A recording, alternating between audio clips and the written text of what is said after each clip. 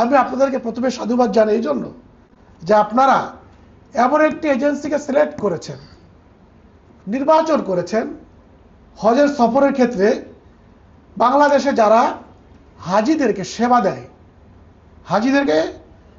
দেয়, তাদের মধ্যে গুটি কয়েক এজেন্সি আছে। সব তো একরকম পারফর্ম করে না, অবশ্যই নাম্বার আছে, নাম্বারিং আছে, ভালো মন্দ আছে, কোয়ালিটি আছে। আপনারা একটা ভালো কোয়ালিটিয়াবল জায়গায় আপনারা সম্পৃক্ত হতে আপনারা সামর্থ্য হয়েছেন, এই জন্য সকলেই বলেন আলহামদুলিল্লাহ। মোহতারাম হাজরিন, দেখেন হজ এমন একটা সফর, এমন একটা ইবাদত, যে ইবাদতে যুক্তির চাইতে প্রেম বেশি, যে ইবাদতে জাগতিক প্রমাণের চাইতে তাত্ত্বিক বিষয়টা বেশি। এই অনুধাবনটা যদি একজন হাজী সাহেবের হজের সফরে যাওয়ার পূর্বে সৃষ্টি না হয়, শুধুমাত্র জাগতিক কাইফিয়াত, মাসলা মাসাইল এগুলি অনুধাবন করা, এগুলি আপনার মুখস্থ করা, এগুলিকে ওখানে প্র্যাকটিস করা, এর দ্বারা সে আল্লাহর সন্তুষ্টির সে হজ করতে পারবে না। তাহলে কি করতে হবে?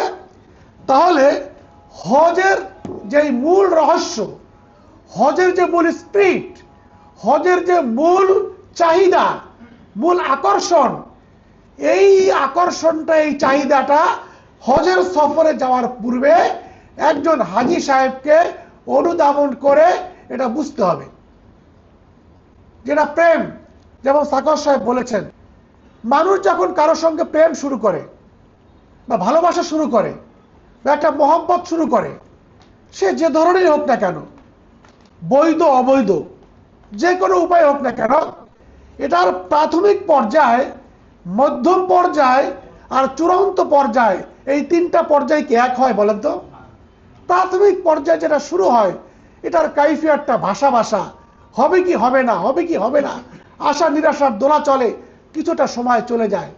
একটু গাঢ় যখন হয়, তখন বিশ্বাসটা একটু দৃঢ় হয়, তখন পাওয়ার আশাটাই না পাওয়ার চাইতে বেশি গালেব হয়, তাই না?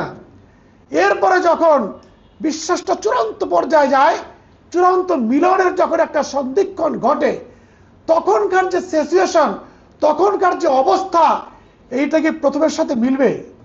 মিলবে না। তাহলে আপনি যে হজে রওনা করেছেন, আপনি কি একবারও ভেবেছেন যে আপনি আপনার প্রেমের চূড়ান্ত একটা পরিণয় ঘটাতে যাচ্ছেন?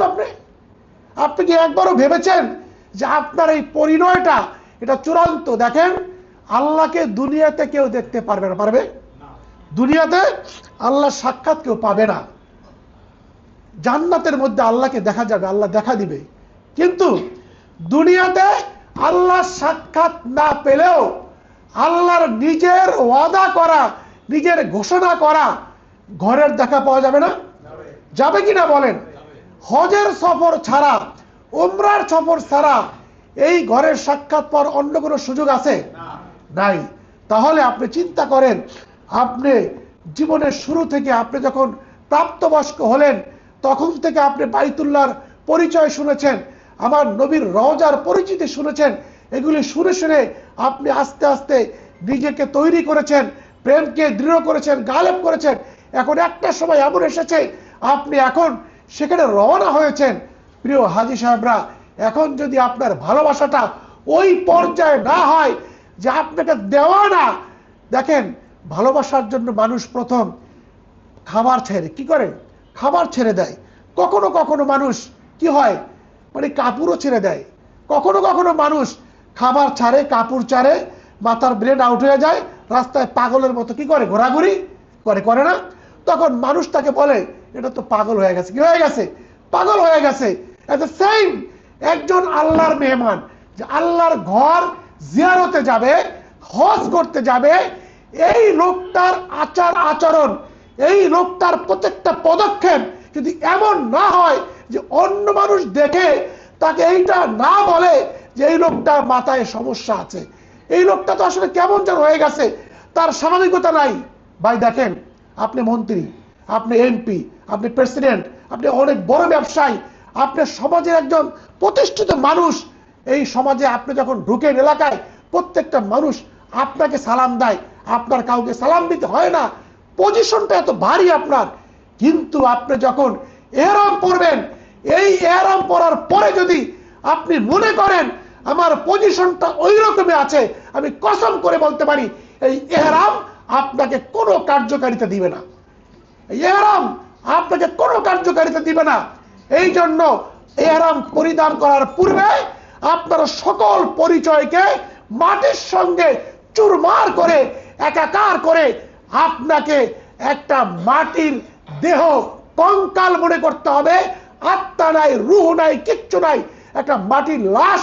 যেভাবে একটা লাশকে আপনার কাপড়ের কাপড়ে ঢুকানোর পরে অনুভূতিহীন হয়ে যায়, গালি দিলে, খোঁচা দিলে, মারলে কোন রকম প্রতিবাদ, প্রতি উত্তর, প্রতিশোধ, প্রতিহিংসা কোনো কিছুই প্রকাশ করতে পারে না, একজন আল্লাহর মেহমান যখন এহরামে আবৃত হবে, এহরামের নিয়তে তালবিয়া পাঠ করবে, লাব্বাইক আল্লাহুম্মা, বলেন লাব্বাইক আল্লাহুম্মা লাব্বাইক,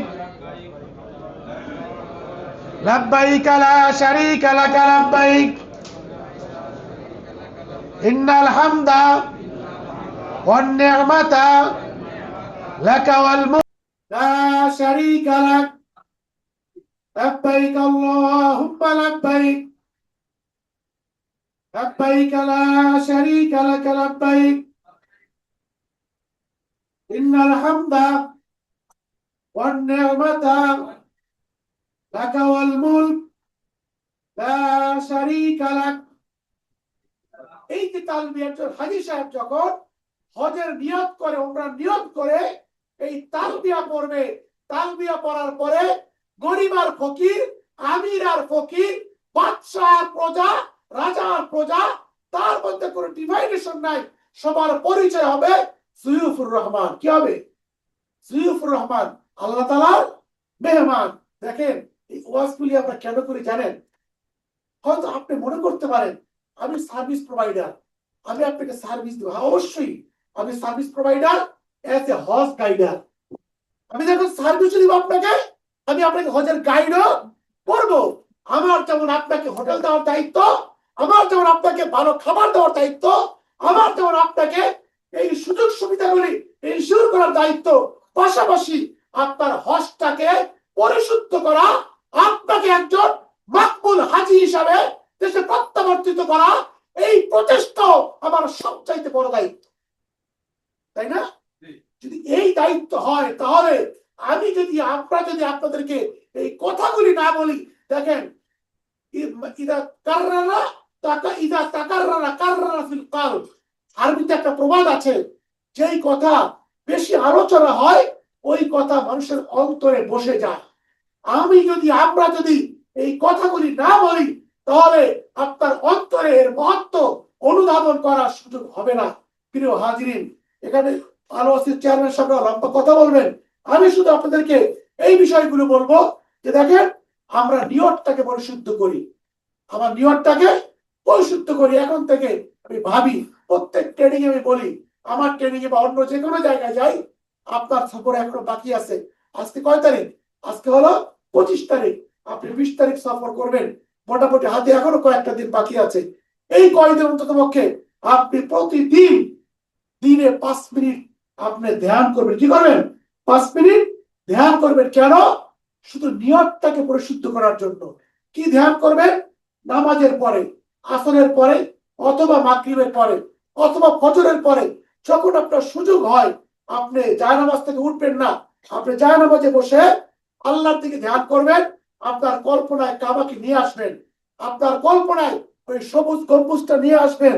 এরপরে মনে মনে ভাববেন, হায় হায়, এত ওয়াজ শুনলাম, আমি এত চিন্তা করলাম, আমি এত চেষ্টা করলাম আল্লাহর ঘরে যাব, আল্লাহ আমাকে তৌফিক দিয়ে দিল, এখন তো যাওয়ার সময় হয়ে গেছে, আমি কি করব? আল্লাহ, আমি তো আসতেছি তোমার কাছে, আমাকে তুমি তৌফিক দাও।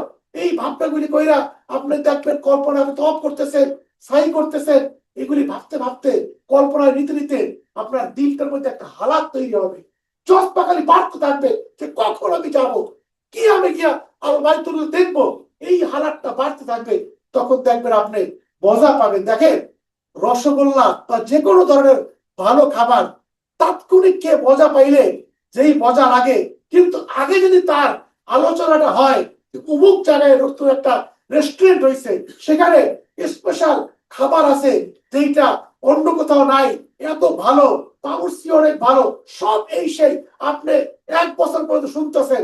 এই যে শোনার পরে যখন আপনি সেখানে গিয়া খাবারটা খাবেন, যে উপলব্ধিটা হবে, হঠাৎ গিয়ে খাইলে আপনার সেই উপলব্ধিটা হবে না।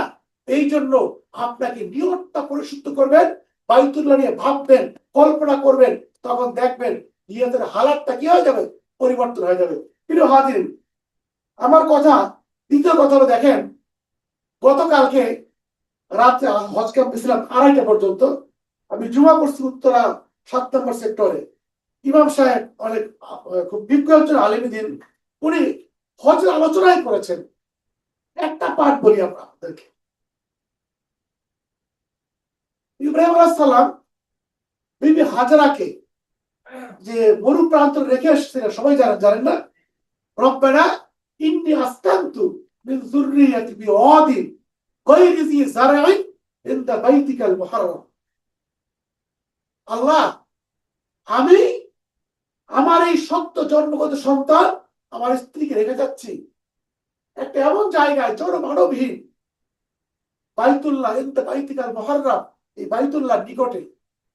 এরপরে তিনি দোয়া করছেন যে আল্লাহ, আপনি কাজ করেন একটা, আমি তো রেখে গেলাম, আমি অপারগ, আপনি বলছেন, হুকুম পালন করছি, কিন্তু সন্তান তো আমার, দয়া তো আমার লাগে।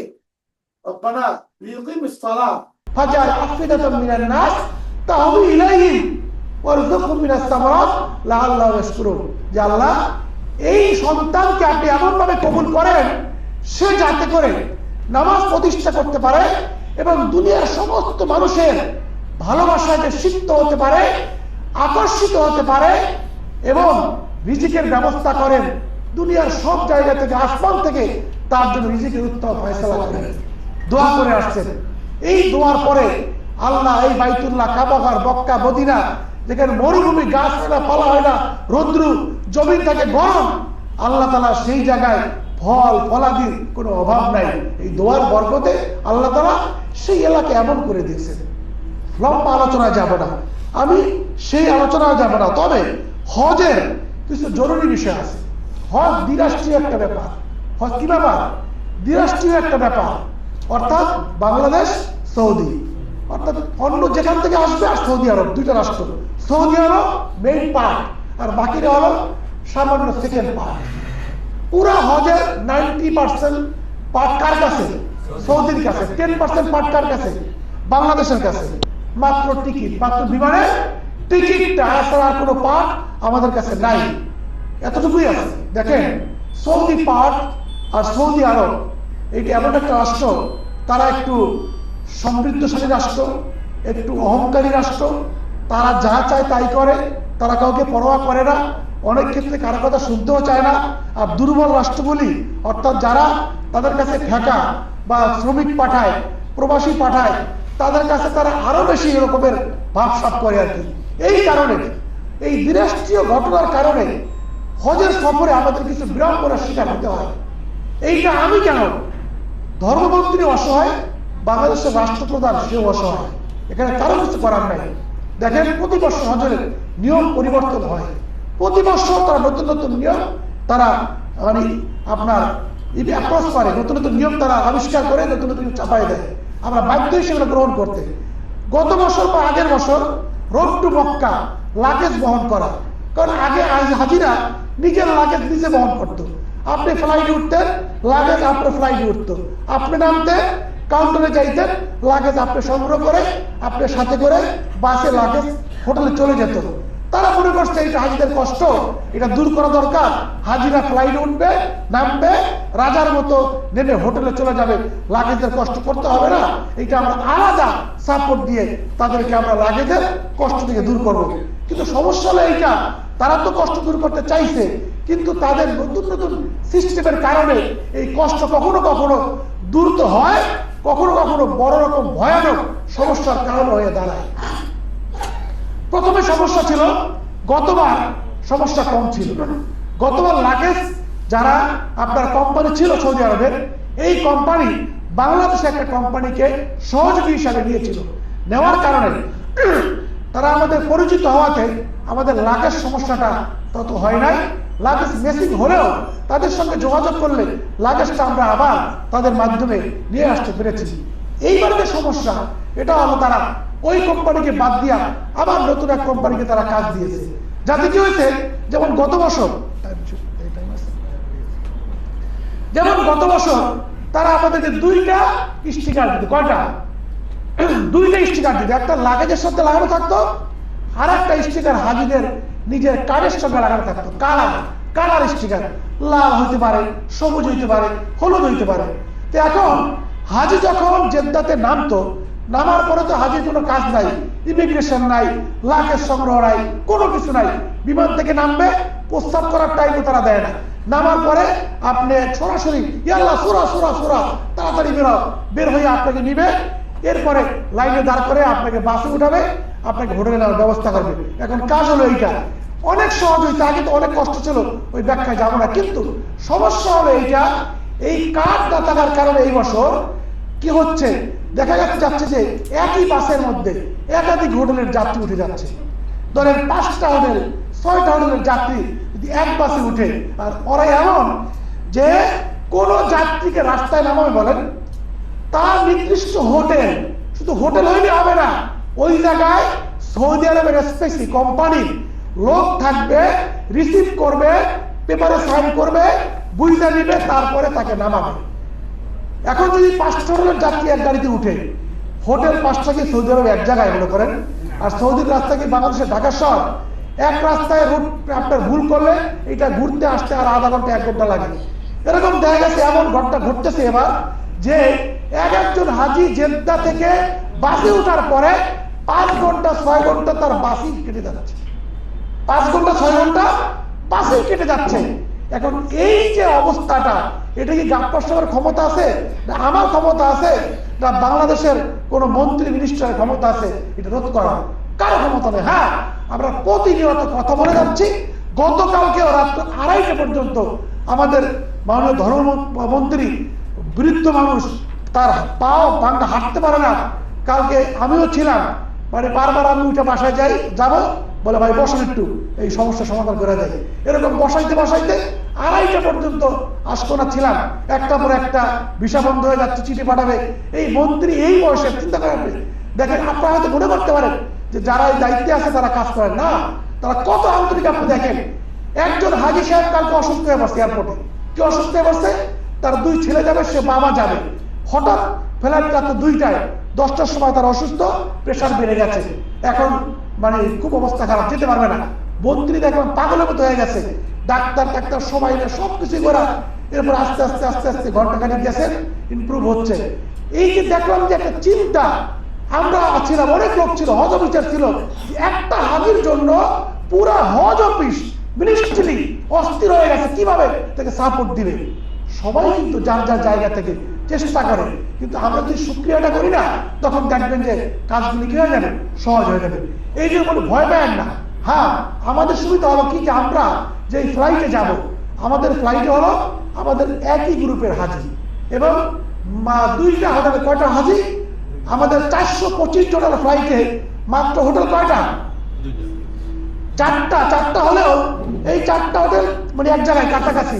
সেই কারণে হয়তো আমাদের মেসিংটা, গাড়ির মেসিংটা কম হবে আশা করি। তারপরেও এগুলি আমাদের বিজ্ঞান সাহেবরা বলবে যে আপনারা কিভাবে বিমান থেকে নামবেন, কিভাবে বাসে উঠবেন, কোনটা এগুলো আপনাদেরকে বলবে। দেখেন, একটা কথা মনে রাখবেন, আপনি যদি দেখেন একজন মানুষের পক্ষে 40টা মানুষকে ফলো করা, এটা কোনোভাবেই পসিবল না, নট পসিবল না, কোনোভাবেই না। কিন্তু 40 জন মানুষ কিন্তু একজন মানুষকে ফলো করতে পারে, এটা কিন্তু সম্ভব। আপনি যদি এটা মনে করে বসে থাকেন যে গাইড তো আছে মিজান সাহেব, উনি আমাকে খুঁজে খুঁজে, আমাকে তালাশ করে করে, আমাকে কাঁধে করে করে নিয়ে একেবারে সবকিছু করাই দিবে, আপনি ভুল চিন্তায় আছেন। ভুল চিন্তায় আছেন, এটা কিন্তু সম্ভব হবে না। হ্যাঁ, উনি তো আপনার খেয়াল রাখবেই, কিন্তু তার চেয়ে বেশি আপনাকে ওনার খেয়াল রাখতে হবে। তাহলে কি হবে, আপনার সহযোগিতা আপনার কি হবে, বেশি হবে ইনশাআল্লাহ। দেখেন মোহতারাম হাজিরা আমার, আমরা এক একজন হাজি কিন্তু এক একটা বাংলাদেশ, এক একজন হাজি এক একটা বাংলাদেশ। আমাদের হাজি সাহেবদের অবস্থা কি জানেন?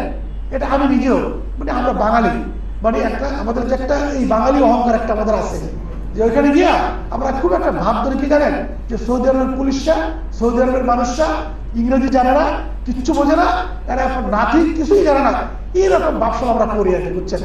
আল্লাহর রাস্তায় আপনার হাতে পায়ে ধরি এই ভাবটা কেউ করার চেষ্টা করবেন না। আমি হজ করতে যাচ্ছি, কে কি বুঝলো না বুঝলো এইটা দরকার নাই। ওখানে যে নিয়ম কানুনগুলো আছে, ওখানে যে আইন আছে, দেখেন সৌদি গভর্নমেন্ট হজ নিয়ে খুবই সেন্সিটিভ, খুবই কঠোর অবস্থানে আছে।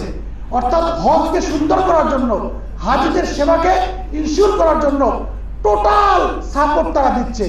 মক্কাকে জনশূন্য করে ফেলাইছে। মক্কার যে এরিয়াটা হাজির হজ করবে, টোটাল এরিয়াকে তারা একটা লকডাউন করেছে। এমন লকডাউন যে হাজি ছাড়া, হজের পারমিশন ছাড়া একটা পিঁপড়াও যাতে এলাকায় প্রবেশ করতে না পারে।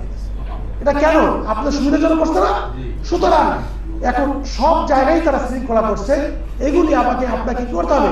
মানতে হবে। দেখেন আপনি বাইতুল্লাহ নামাজ পড়তে যাবেন, আপনি রওনা করছেন, পুলিশ আটকাই দিচ্ছে, আপনার তো মেজাজ গরম, রাস্তা বন্ধ করছে কিনলে গা, আপনি দেখতেছেন রাস্তা খালি, আপনি গেলে সমস্যা হয় না, কিন্তু পুলিশ আপনাকে আটকেছেন না। না, আর সৌদির পুলিশ তো আমাদের পুলিশটা একটু রিকোয়েস্ট করলে তারা শুনবে, এটা না। ও তো না বলছে আপনার প্রেসিডেন্টকে, প্রধানমন্ত্রী আসুক, ওর না নাই থাকবে, এটা হওয়ার কোনো সুযোগ নাই। কিন্তু আপনি তেরামি করবেন, লাস্টে কি হবে জানেন? আপনার তেরামি আপনার ক্ষতির কারণ হয়ে দাঁড়াবে। আমি বাস্তব কথা বলি, গত 2 বছর আগে মদিনা শরীফে একজন সেনাবাহিনীর কর্নেল মদিনা রওজা শরীফে যাবে ওনার মাকে নিয়ে, তো পুলিশ আটকাইছে যে কোনো কারণে। আটকানোর পরে উনি তো নিজের কর্নেল, একটা কর্নেলের মধ্যে একটা আলাদা, যাই হোক সবারই ব্যক্তিগত পরিচয়ের একটা ভাব থাকে। উনি সে ভাবটা প্রকাশ করার চেষ্টা করছে, তার সঙ্গে একটু খারাপ আচরণ করছে, এক পর্যায়ে হাতাহাতি। ঘটনা কি হয়েছে? তাকে গ্রেপ্তার করছে পুলিশ, ধরছে। ধরার পরে তো হাজতে নিয়ে গেছে। এখন তো পুরো গরম হয়ে গেছে দিকে। ঢাকা থেকে এনএসআই প্রধান ফোন দেয়, সেনাবাহিনীর প্রধান যোগাযোগ করে, মানে সে তো অনেক বড় কর্নেল তো, কিন্তু কোনো যোগাযোগের কাজ হচ্ছে না। আমি নিজে সাক্ষী আছি, মিনিমাম তার হাজির ফ্লাইট চলে আসছে, সে দেশে আসতে পারে না, আরো 14 থেকে 15 দিন ওইখানে আপনার কারাগারে থাকার পরে এরপরে তার সলিউশন আপনার দেশে আসতেছে। এটা অন্য রাষ্ট্র, কিন্তু আমার ক্ষমতা চলে না। এই জন্য এই বিষয়গুলি আমাকে খুবই মানে ধৈর্যের সাথে মোকাবেলা করতে হবে, কারণ ধৈর্যের কোনো বিকল্প এই সফরে নাই। আপনি দেখেন প্রত্যেকটা জায়গায় এমন ঘটনা ঘটবে যে আপনার ধৈর্যচ্যুতি হবে, সেখানে 100-তে 100 মিলে যাবেন, ধৈর্যচ্যুতি হবে। কেন হবে? যে আপনি সারাত্র ঘুম হয় না, কথার কথা হইতে পারে। এমন দেখেন ভাই, এখানে অনেকে আছেন ভিআইপি বাসে, আছে না? আলোচিত আলোচের ভিআইপি বাসের ব্যবস্থা আছে না? আছে, অনেকেই আছেন। আমি একটু বলি, হজ 2023, হজ 2023 বাংলাদেশের সর্বোচ্চ ভিআইপি কাফেলা, ক্যাবিনেট সচিব, তার ফ্যামিলি এবং আরো 5-7 জন সচিব, তাদের ফ্যামিলি, বাল বাচ্চা, বউ, হাজি সাহেব, সবাই আপনার ভিআইপি বাস, 1 নম্বর ভিআইপি বাস আরাম থেকে রওনা করছে। আমরা সাধারণত হাজির সুবিধার্থে কখনো কখনো আসরের পরে আপনার হাজিদেরকে তাড়াতাড়ি বাসে উঠে রাখি, যাতে হাজিরা আপনার রিল্যাক্সে আগে ভাগে মুজদালিফায় মুভমেন্ট করতে পারে। কিন্তু তারা এই চিন্তা করেই তাবু থেকে বের হয়েছে। কিন্তু কাজ হবে কি? আপনার তাবু আর বাস পার্কিং এর মধ্যে 1-1.5-2 কিলোমিটার দূরত্ব। এই ভিআইপি ফ্যামিলি তারা বের হয়েছে, হাঁটতে হাঁটতে হাঁটতে হাঁটতে মনে করেন গেছে, বাস স্টেশনে গেছে। তো বাসটা এমন পার্কিং এ ছিল, এই পার্কিং গুলো এমন অবস্থা যে বাস যে রাখছে ড্রাইভাররা, একটা বাস আর একটা বাসের মধ্যে 1-1.5 হাত ফাঁক। এখন একটা যে সোজা ঢুকবে এই জায়গাটাও নাই, কষ্ট করে করে এরকম কাট কাট হয়ে হয়ে এরকম মনে করো যে এই 10-20-15 মিনিট এই পার্কে ঘুরে ঘুরা এরপরে বাসে উঠছে। তখন বাসে উঠতে উঠতে ওই আরাফাত তাবু থেকে বের হইয়া সময় চলে গেছে 1-1.5 ঘন্টা 2 ঘন্টা। বাসে উঠছে ধরেন সন্ধ্যা 6টায় বা 5টায়, বাসে উঠেছে বসছে, উঠছে 6টায়, 7টা, 8টা, 9টা, 10টা, 4 ঘন্টা বাসে, বাস ছাড়ে না। কারণ ট্রাফিক জ্যামে এত খারাপ অবস্থা, মানে রাস্তায় ক্লিয়ার হয় না। এরপরে 10টার পরে, এগুলি আমি কিন্তু সত্য কথা বানায় বলি না, একদম এই কাফেলার যে জিম্মাদার ছিল মক্কার কনসাল হজ, সে নিজে তার ভাষায় বয়ান করেছেন। এবং এই গ্রুপে আমাদের হাবেব সাবেক প্রেসিডেন্ট, তিনিও এই কাফেলার জিম্মাদার ছিল, আমাদের তাসলিম ভাই, তিনিও আমাকে বলেছেন। তারপরে তারা 10টার সময় গাড়ি রওনা হয়েছে, এই গাড়ি মুজদালিফা আসতে আসতে রাত্র 2টা বাজছে। তাহলে আপনি চিন্তা করেন, তাহলে তো ভিআইপি কাফেলা। তো অনাকাঙ্ক্ষিত যদি ঘটনা উদ্বেগ হয়, আপনি যত বড় ভিআইপি কাফেলার সদস্য হন না কেন, এইটা নসিবে যদি থাকে ঘটে যেতে পারে, তখন কি আপনি ধৈর্যহারা হবেন? বলে থেকে হবেন? হবেন না। কিন্তু দেখেন, হ্যাঁ, যদি আপনি আল্লাহর উপর ভরসা রাখেন, আমি চ্যালেঞ্জ করতে পারি, আপনি কার মেহমান? আপনি কিন্তু আব্দুল গাফফার সাহেবের মেহমান না, উনি আপনার সার্ভিস প্রোভাইডার। আপনি হলেন আল্লাহর মেহমান, উনি হলো মেহমানের খাদেম। আরে আমার বাড়িতে যখন মেহমান যায়, আমি এলাম ভাই কাজের বুয়া, পরিষ্কার কথা। আমি এলাম কি আল্লাহ আমার কাজে রাখছে যে আমার মেহমানটা আইবে, তুই আমার একটু সার্ভিসটা দে, খেদমত কর। কিন্তু মেহমান কার? আমি যদি ত্রুটি করি, আমার যদি ত্রুটি হয়, আল্লাহ তাআলা যার মেহমান, সে কি মেহমানদের হালাত দেখে না? আমার আল্লাহ কি অন্ধ? নাউজুবিল্লাহ। আল্লাহ প্রত্যেকটা মুহূর্ত, প্রত্যেকটা ক্ষণ, প্রত্যেকটা সেকেন্ড তার মেহমানদের হালাত পর্যবেক্ষণ করতেছেন। আপনি লাভবাই বলতেছেন, আল্লাহকে উত্তর দেয় না? দিচ্ছেন। সুতরাং আপনার কষ্টগুলি তিনি দেখতেছেন। আপনি যদি সরাসরি সাহায্যটা আব্দুল গাফফার সাহেবের কাছে চাওয়ার পূর্বে ওই আল্লাহর কাছে চাইতে পারেন, আমি চ্যালেঞ্জ করে বলতে পারি, যত তাড়াতাড়ি সমাধান হবে গাফফার সাহেবের কাছে চাইলে, তত তাড়াতাড়ি সমাধানটা কিন্তু আপনি পাবেন না। এই জন্য প্রথমে চাইতে হবে কার কাছে? আল্লাহ তাআলার কাছে। ইনশাআল্লাহ এগুলি করবো তো আমরা, এগুলি কিন্তু খুবই জরুরি। ইনশাআল্লাহ হজের সফরে দেখেন আমরা একত্রিত থাকবো। আমাদের ইনশাআল্লাহ আপনাদের কাছে আমরা যে দোয়াটা বেশি চাই, সেটা হলো কি জানেন? সুস্থতার দোয়া। কিসের দোয়া? সুস্থতার দোয়া। কারণ দেখেন, আমি বা গাফফার সাহেব বা অন্য কেউ যারা আমরা গাইড থাকি, আমরা কিন্তু হজের এই যে মোটামুটি 3 দিন 5 দিন বাদ দিলাম, এই 3 দিনে গড়ে দিনে 2 ঘন্টাও ঘুমাই না। কয় ঘন্টা? 2 ঘন্টা, 2.5 ঘন্টা, কখনো এরকমের শুয়ে উঠে গেছে, এরকম ইতিহাস আছে যে ঘুমাই না। আমি যদি ঘুমাই, আব্দুল গাফফার সাহেব যদি ঘুমায়, তা আপনার হজ তো ফাইনাল হয়ে যাবে, আপনার হজ হয়ে যাবে, ফাইনাল হয়ে যাবে। কারণ 24টা ঘন্টা প্রত্যেকটা মুহূর্ত আমাদের অ্যালার্ট থাকতে হয় আপনার সার্ভিস ইনশিওর করার জন্য। কথা বলেন না? এই কারণে এই বিষয়গুলিতে আপনাদের ধৈর্যচ্যুতি ঘটতে পারে, সাবধান, ঘটানো যাবে না, সাবধান। Mina, Arafah, Muzdalifah sensitive point. হাতে পায়ে ধরা বলি বাবারা, হাতে পায়ে ধরা বলি, হাজারো কষ্ট, হাজারো আপনার সমস্যা, হাজারো ত্রুটি যদি পরিলক্ষিত হয়, আপনি যদি কারো কমিটমেন্টের দ্বারা কষ্ট পান, আপনি তার জন্য আর কি শাস্তি দিবেন? তার চেয়ে বড় শাস্তি দেওয়ার জন্য একজন কিন্তু রয়ে গেছে। হ্যাঁ, তার চেয়ে বড় শাস্তি দেওয়ার জন্য একজন কিন্তু রয়ে গেছে। আপনার ধরা থেকে আপনি দয়া করে আমাকে মাফ করে দিলেন, কিন্তু তার ধরা থেকে বাঁচতে পারবো আমি? পারবো না। সুতরাং আপনাকে এই জিনিসটা মাথায় রাখতে হবে। আমি হজ করতে আসছি যে কোনোভাবেই যাতে করে আমার একটু ধৈর্যচ্যুতির কারণে যাতে আমার কোনো পদক্ষেপ, কোনো আচরণে আমার এই এত সুন্দর মূল্যবান জিনিসটাকে নষ্ট করে না দেয়। এত সহজ।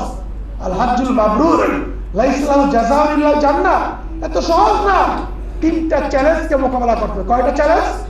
3টা। আর লাগবে না। কয়টা চ্যালেঞ্জ? পারবেন তো ইনশাআল্লাহ? তো হাত চালান তো সবাই। 3টা চ্যালেঞ্জ। আলহামদুলিল্লাহ। চ্যালেঞ্জ কয়টা? 3টা। মনে রাখবেন। সাকার সাহেব বলছে, আমি বলি চ্যালেঞ্জ কয়টা? চ্যালেঞ্জ কয়টা? 3টা। এই 3টা চ্যালেঞ্জকে যদি আপনি মোকাবেলা করতে পারেন, ইনশাআল্লাহ হজ সাকসেস আপনার।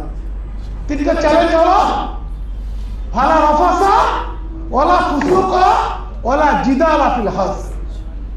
অশ্লীল কথা, জবানটা সেলাই করেন।